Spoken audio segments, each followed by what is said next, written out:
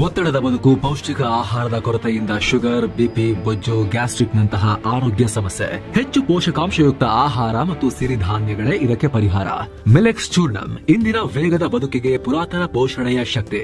ಇದು ಸಿರಿಧಾನ್ಯ, dry fruits, ಮೊಳಕೆ ಕಾಳುಗಳು, ಧಾನ್ಯಗಳು ಹಾಗೂ ಸೀಡ್ಸ್ ಇಂದ ಸಮೃದ್ಧವಾಗಿದೆ. ಬನ್ನಿ ಮತ್ತೆ ಸಾಂಪ್ರದಾಯಿಕ ಸಿರಿಧಾನ್ಯಗಳಿಗೆ ಹಿಂದಿರುಗೋಣ. ಆರ್ಡರ್ ಮಾಡಲು ಲಿಂಕ್ ಡಿಸ್ಕ್ರಿಪ್ಷನ್ ಮತ್ತು ಪಿನ್ ಕಾಮೆಂಟ್ ನಲ್ಲಿದೆ.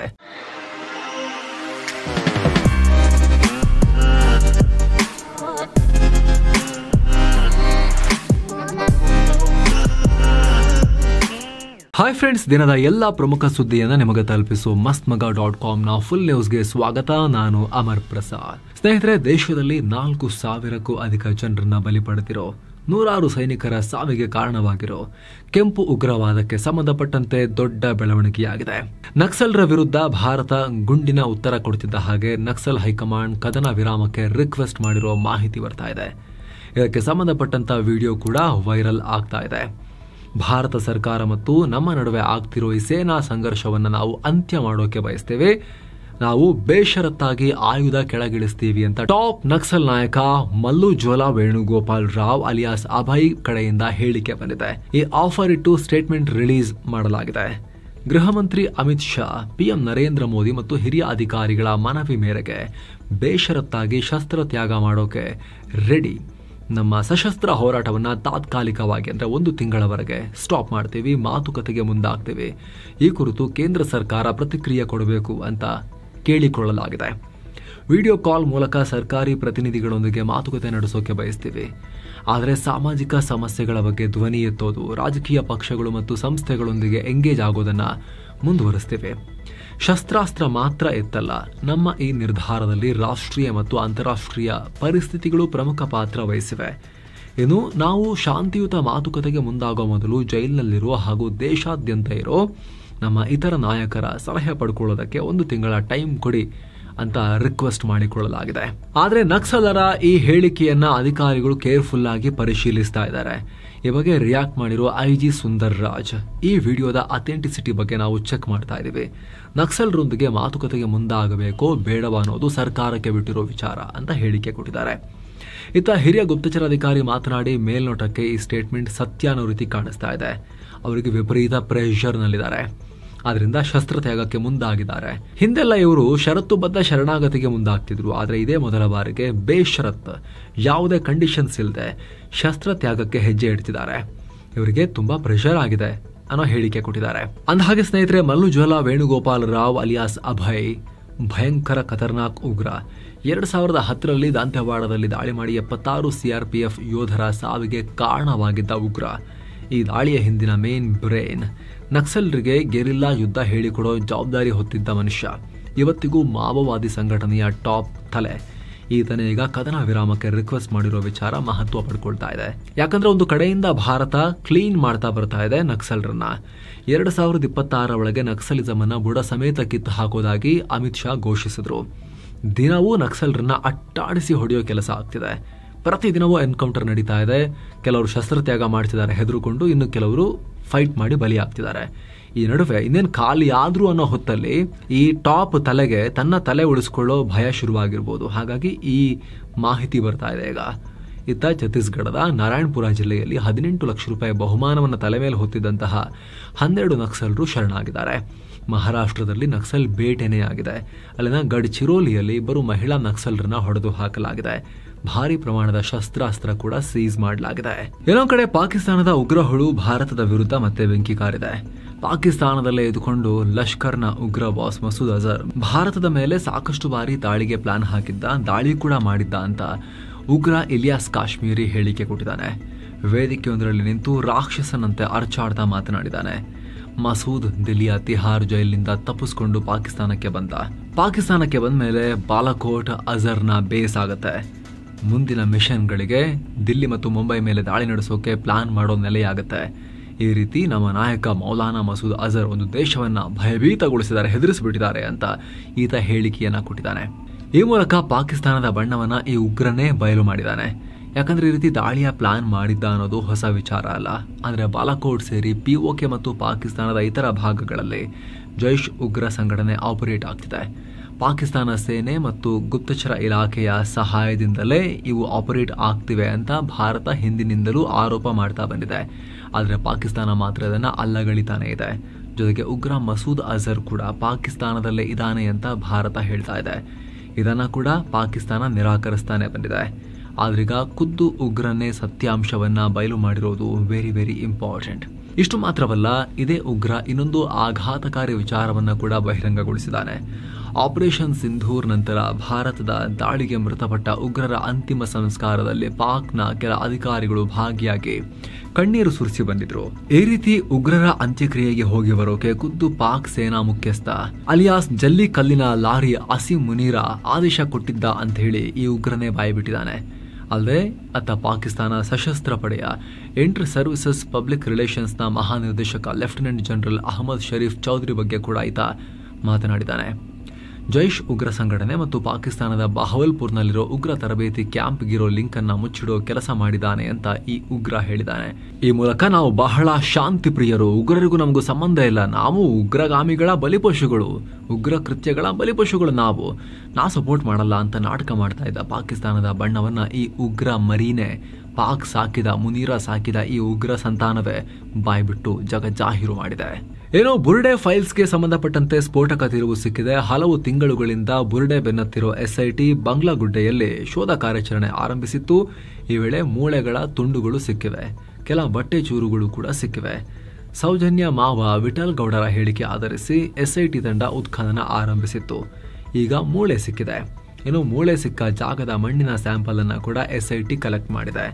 ಮೂಳೆ ಮತ್ತು ಮಣ್ಣಿನ ಸ್ಯಾಂಪಲ್ ಅನ್ನ ವಿಧಿವಿಜ್ಞಾನ ಪ್ರಯೋಗಾಲಯಕ್ಕೆ ಕಳಿಸಿಕೊಡಲಾಗಿದೆ.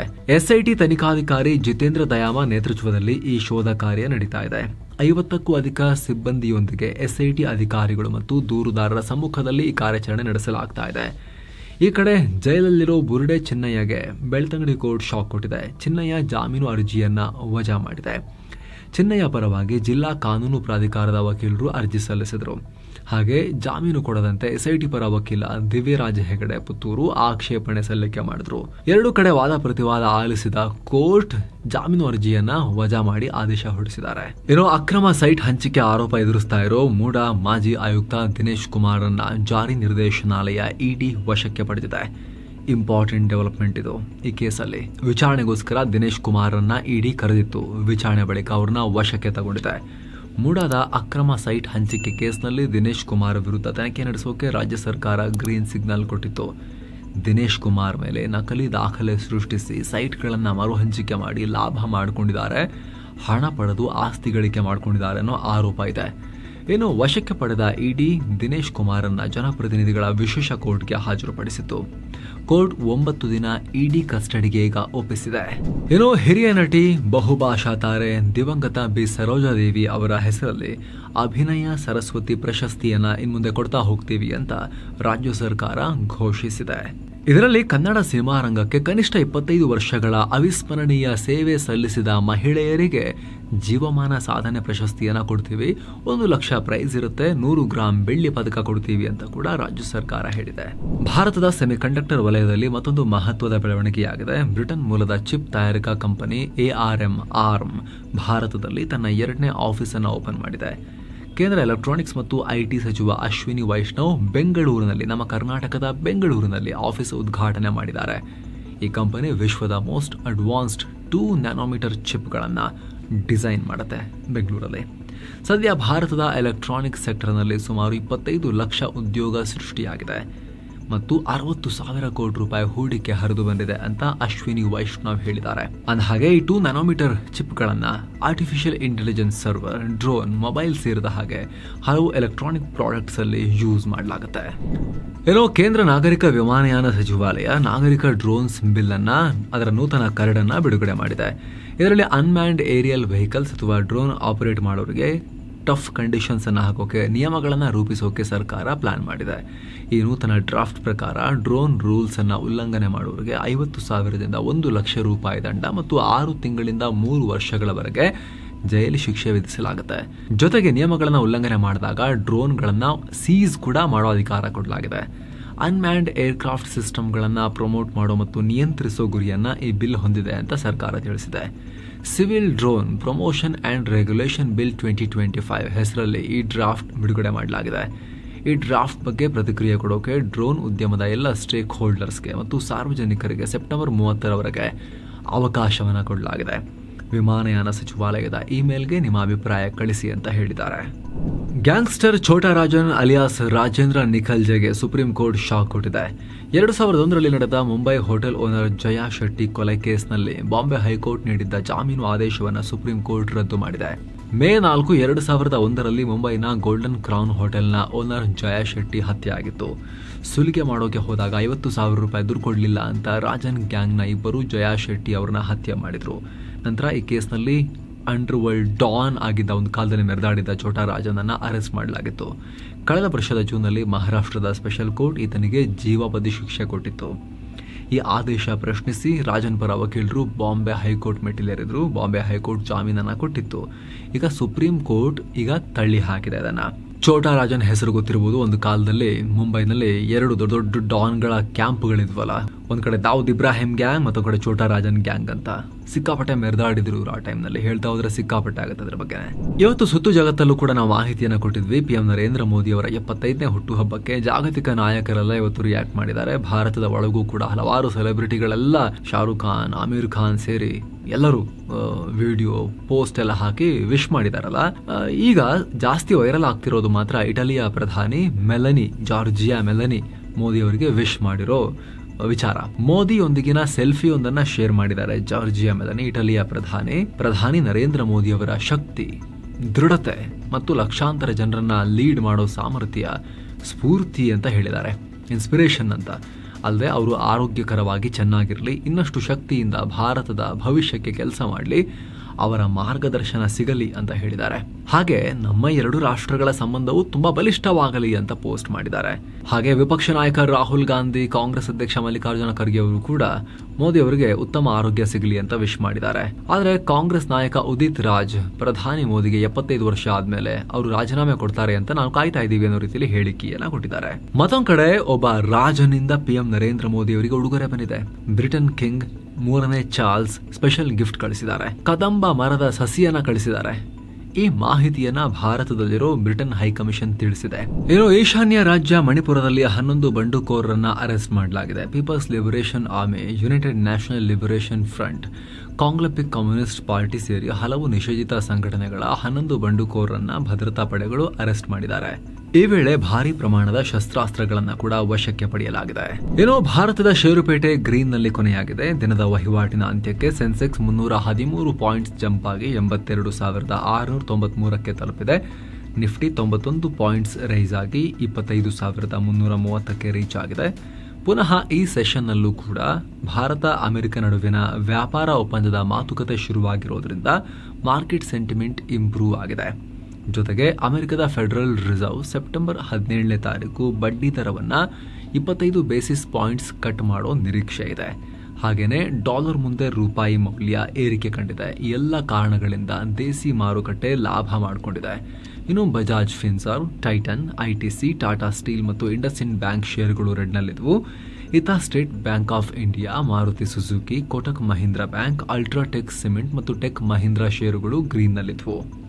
ಡಾಲರ್ ಮುಂದೆ ರೂಪಾಯಿ ಮೌಲ್ಯ 25 ಪೈಸೆ ಏರಿಕೆಯಾಗಿ 87 ರೂಪಾಯಿ 84 ಪೈಸೆಯಾಗಿದೆ. ಚಿನ್ನ ಮತ್ತು ಬೆಳ್ಳಿ ಬೆಲೆ ವಿಚಾರಕ್ಕೆ ಬಂದರೆ 24 ಕ್ಯಾರೆಟ್ನ 10 ಗ್ರಾಂ ಚಿನ್ನದ ಬೆಲೆಯಲ್ಲಿ 1,136 ರೂಪಾಯಿ ಕಮ್ಮಿಯಾಗಿ 1,09,733 ರೂಪಾಯಿ ಆಗಿದೆ. 22 ಕ್ಯಾರೆಟ್ನ 10 ಗ್ರಾಂ ಚಿನ್ನದ ಬೆಲೆಯಲ್ಲಿ 1,040 ರೂಪಾಯಿ ಕಮ್ಮಿಯಾಗಿ 1,05,20 ರೂಪಾಯಿ ಆಗಿದೆ. 1 ಕೆಜಿ ಬೆಳ್ಳಿ ಬೆಲೆಯಲ್ಲಿ 3,544 ರೂಪಾಯಿ ಕಮ್ಮಿಯಾಗಿ 1,25,756 ರೂಪಾಯಿ ಆಗಿದೆ. ಸೊ ಫ್ರೆಂಡ್ಸ್, ಇದಾಗಿತ್ತು ಇವತ್ತಿನ ಫುಲ್ ನ್ಯೂಸ್. ನಾವು ಕುಯ್ದಿಲ್ಲ, ಎಳೆದಿಲ್ಲ, ಕಿರ್ಚಾಡಿಲ್ಲ, ಬರೀ ಸುದ್ದಿ ತರ ನಿಮಗೆ ತಲುಪಿಸೋ ಪ್ರಯತ್ನವನ್ನ ಮಾಡಿದ್ದೀವಿ. ನಮ್ಮ ಈ ಪ್ರಯತ್ನ ನಿಮಗೆ ಇಷ್ಟ ಆಗ್ತಾ ಇದ್ರೆ ದಯವಿಟ್ಟು ಮಸ್ತ್ ಮಗ ಚಾನಲ್ಗೆ ಸಬ್ಸ್ಕ್ರೈಬ್ ಆಗಿ ಪಕ್ಕದ ಬೆಲ್ ಐಕಾನ್ ಮೇಲೆ ಕ್ಲಿಕ್ ಮಾಡೋದನ್ನ ಯಾವುದೇ ಕಾರಣಕ್ಕೂ ಮರಿಬೇಡಿ ಅಂತ ನಿಮ್ಮಲ್ಲಿ ನಮ್ಮ ಮನವಿ. Thank you so much. ಮತ್ತೆ ಭೇಟಿ ಆಗ್ತಿರೋಣ. ನಮಸ್ತೆ.